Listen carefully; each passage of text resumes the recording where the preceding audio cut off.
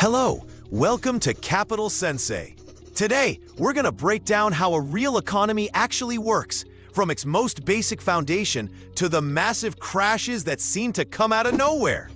We'll do this using a brilliant and simple story from Peter Schiff's book, How an Economy Grows and Why It Crashes. We'll see how real wealth is created through savings and production, and how well-intentioned but misguided government policies, especially from central banks, create a house of cards that is doomed to fall. We always try to answer as many questions as we can right there in the comments. So, if something sparks your curiosity, or if you have a story about how these economic cycles have affected you, please share it below. Your questions and experiences help everyone learn and build a smarter community together. So, to understand the giant, complicated global economy, let's shrink it way down. Imagine a small tropical island with just 3 inhabitants, Abel, Baker, and Charlie. Right now, their entire economy is based on one thing: fishing. Each day, they wake up, spend the whole day trying to catch a fish with their bare hands, and if they're lucky, they each catch one fish. That single fish is their income, their food, and their entire standard of living. This is a subsistence economy. There's no saving because they eat everything they produce just to survive. There are no holidays, no sick days, and certainly no retirement plans. Their economic output, or gross domestic product, is 3 fish per day.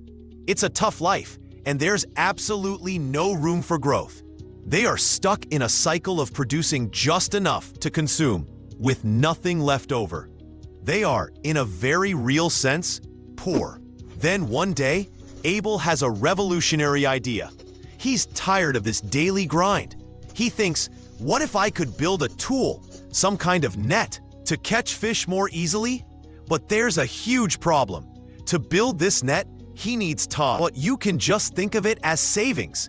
Abel is sacrificing his present enjoyment for a future gain. He is saving his time and energy to create something new. This is the bedrock of all economic progress. Without this initial sacrifice, nothing else can happen. So Abel takes the plunge. He tightens his belt and spends a full day gathering vines and weaving them into a crude fishing net. The next day, hungry but hopeful, he takes his new invention to the water. And guess what? It works! In just a couple of hours, he catches 2 fish. His productivity has exploded. He's now catching twice as much food in a fraction of the time. The net he built is what economists call capital, or a capital good. It's not something you eat, but it's a tool that helps you produce more of the things you can eat. Abel's life has been completely transformed. His standard of living has skyrocketed. He now has a surplus. He can eat 1 fish and still have another one left over. What can he do with this extra fish and all his new free time? He has options. He could just relax for the rest of the day. He could use the time to build a better hut. He could explore the island. Or he could save his extra fish for a day when he's sick or just doesn't feel like working. This is genuine economic growth, and it all came from that one brave decision to save. Now, Baker and Charlie see Abel living the good life with his fancy net and extra food. They're green with envy. They want nets too, but they're not quite as brave as Abel. The thought of starving for a whole day is just too scary for them. They go to Abel and ask if he can help. This is where things get even more interesting. Abel, with his daily surplus of fish, now has the ability to lend. He makes them a proposition. He says, I'll lend each of you 1 of my fish today. That way, you won't starve while you take the day off to build your own nets. This is the world's first loan. But Abel isn't just a nice guy. He's also an investor. He's giving up fish that he could eat or save for himself. And there's a risk. What if their nets don't work? What if they're lazy and don't pay him back? To compensate him for this risk and for delaying his own consumption, they agree to an interest payment. They promise to pay him back a total of 2 fish each over the next few weeks. The loan is made from real, tangible savings, the extra fish that Abel produced and didn't consume. This is a crucial point. The lending is backed by actual physical resources. Baker and Charlie accept the deal, eat Abel's fish, and successfully build their own nets. Suddenly, the island's economy booms. The total output of the island triples, going from 3 fish per day to 6 fish per day. Everyone is richer. They have more food and more free time. With this newfound prosperity and leisure, they can start to specialize. Maybe Baker, who is good with his hands, focuses on building better, more comfortable huts for everyone. Charlie, the adventurous one, might spend his time exploring the island, discovering new food sources like coconuts and bananas. This is how a healthy, organic economy grows. It's not magic. It's a clear process. 1. You underconsume, which is another word for saving. 2. You use those savings to invest in capital goods that increase productivity. 3. That increased productivity raises everyone's standard of living and allows for lending, specialization, and further innovation. The entire system is built on a foundation of real production and real savings. For a while, life on the island is a paradise of free market capitalism. New services emerge. Perhaps Abel starts a net repair business. Baker becomes a full-time home builder. Charlie opens a fruit stand. They might even invent some kind of durable, rare seashell to use as money to make trading easier. Their wealth isn't just in fish anymore. It's in better homes, a more diverse diet, and more leisure time. The island is thriving. But then, a few other islanders who weren't as innovative or hardworking see all this prosperity and get an idea. They think, this system is a bit chaotic. It's not fair that Abel has so much saved up. We could manage this economy much better and make it fairer for everyone. So they convince the others to form a government. They elect a Senate and a president, and they call their new nation the United States of Fish. The newly elected politicians want to be popular, and popular politicians love to spend money and give things to people. They promise new public works projects like a grand lighthouse and social programs like a guaranteed fish for anyone who is sick or elderly. The problem is, to pay for these things, the government needs fish. It could tax the citizens, but taking fish directly from Abel, Baker, and Charlie is unpopular and might cause a revolt. So the Senate comes up with what they think is a brilliant, slick solution. They create a central bank, which they call the Fish Reserve. The Fish Reserve's job isn't to fish, but to, shall we say, manage the fish supply. Instead of dealing with smelly, actual fish, the Fish Reserve starts printing official-looking pieces of paper called Fish Reserve Notes. They declare that each note is redeemable for 1 fish at the reserve. At first, the islanders are skeptical. A piece of paper isn't a fish. But the government passes a law saying these notes are legal tender and must be accepted as payment. And to get the ball rolling, the government deposits a large number of these newly printed notes into its own account. Now, it can start spending on all its grand promises without having to tax anyone directly. This seems like magic. Free money. This is the equivalent of a modern central bank, like the Federal Reserve, printing money out of thin air. This money isn't backed by any real production or savings. It's not a claim on an existing fish that someone saved. It's a claim on a fish that doesn't exist yet. The politicians love it because they can fund their projects, and the islanders don't immediately feel the pain of taxation.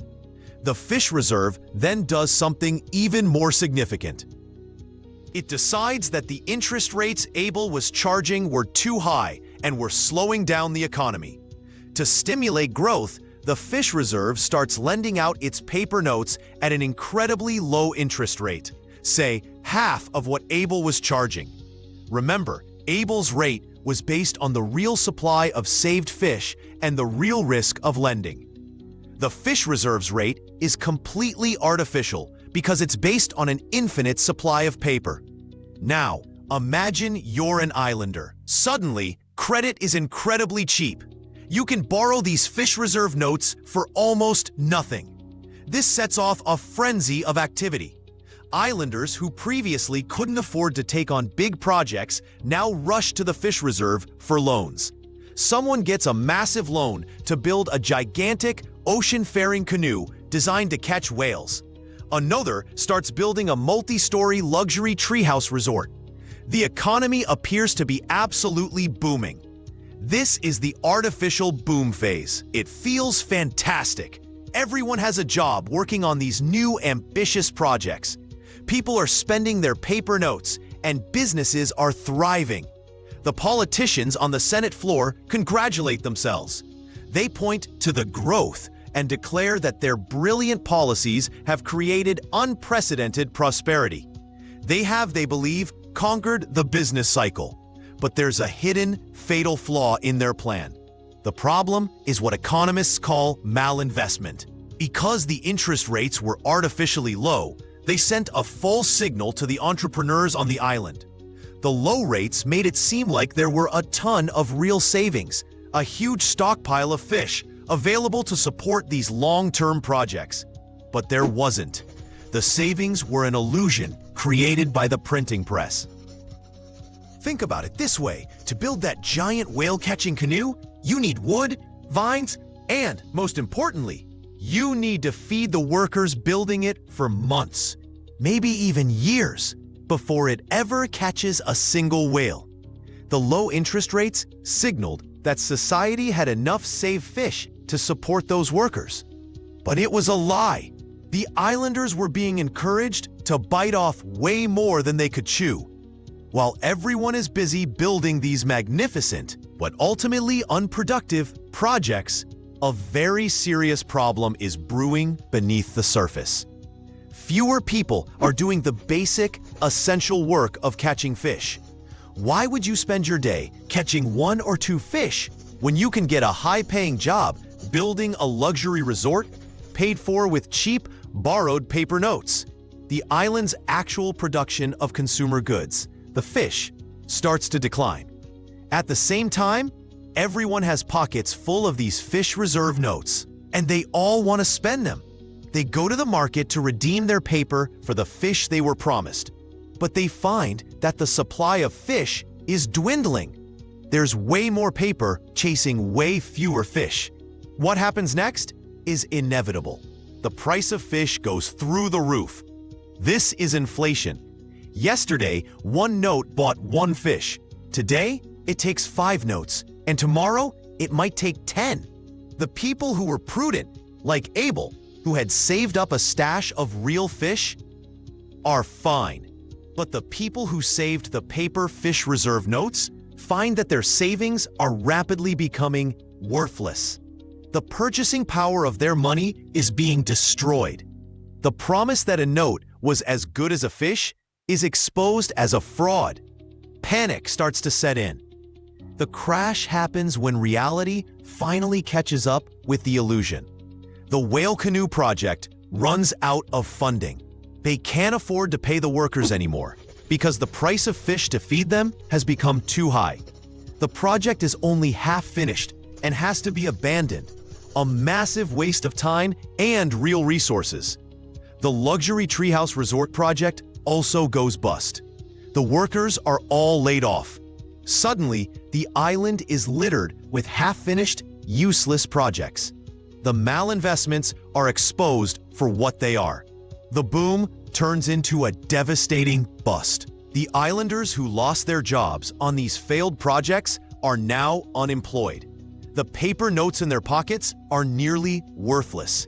The economy, which seemed so prosperous just a short time ago, is now in a deep recession. Everyone is worse off than they were before the government helped. And who gets the blame? The politicians and the fish reserve officials never blame themselves. They blame the greedy entrepreneurs who took on the risky projects. They blame market failure or a mysterious loss of consumer confidence. They claim the bust happened because people weren't spending enough. Their diagnosis is the complete opposite of the real problem. The problem wasn't a lack of spending. It was a lack of real production and savings to begin with. So, what is the government's proposed solution to the bust that they themselves created? You guessed it, more of the same poison. The Senate declares an emergency and authorizes the fish reserve to print even more paper notes and lower interest rates even further to get the economy going again. They might even start programs where they just hand out notes directly to islanders, a policy they call quantitative fishing. This is the cycle Peter Schiff describes, and it's a direct analogy for what has happened repeatedly in modern economies, most notably leading up to the 2008 financial crisis. The central bank, the Federal Reserve, kept interest rates artificially low for years. This cheap money fueled a massive housing bubble. People were building houses not because there was real demand backed by real savings, but because cheap credit made it seem like a can't-lose bet. Resources were misallocated on a colossal scale. Labor and materials that could have been used for more productive ventures were all funneled into housing. It was the modern equivalent of everyone on the island quitting fishing to build luxury tree houses. When the bubble inevitably popped, it revealed all that activity was a mirage. The malinvestments were liquidated, and the economy crashed. The fundamental lesson from our island story is that you cannot consume what has not been produced, and you cannot invest what has not been saved. Real economic growth is not driven by consumption. It's driven by production, which is financed by real savings. The idea, so popular among mainstream economists and politicians, that the key to prosperity is to encourage more spending and more debt is completely backward. It's like a farmer eating his seed corn and hoping for a bigger harvest next year. Savings are not a drain on the economy, as some suggest. Savings are the lifeblood of it. When you save, you are releasing real resources, labor, capital, materials, for others to use for investment. These investments are what create the tools and innovations that make everyone more productive and therefore wealthier in the long run. Trying to skip this step with a printing press is like trying to build a skyscraper on a foundation of quicksand. The pain of a recession or a crash is actually the cure. It's the economy's way of cleaning house. The bad investments, the half-built whale canoes, need to be liquidated. The resources need to be reallocated from unproductive uses to productive ones. People who were building useless things need to go back to doing useful things, like catching fish. It's a painful but necessary process of returning to reality. The government's attempts to prevent this cleansing process by printing more money and bailing out failed enterprises only prolongs the agony and sets the stage for an even bigger crash down the line. It's like giving a diabetic more sugar to cure their illness. It might make them feel better for a moment, but it guarantees a worse outcome. So, the next time you hear a politician or a central banker talk about stimulating the economy by printing money or lowering interest rates, think of our island. Think of the fish reserve printing paper notes that aren't backed by any actual fish. They are not creating wealth. They are distorting the economy and creating an illusion of prosperity. They are encouraging people to make bad decisions, to build whale canoes when they should be weaving more nets. True prosperity is boring. It's built slowly through hard work, innovation, and the willingness to delay gratification, to save. It's about producing more than you consume and wisely investing the difference.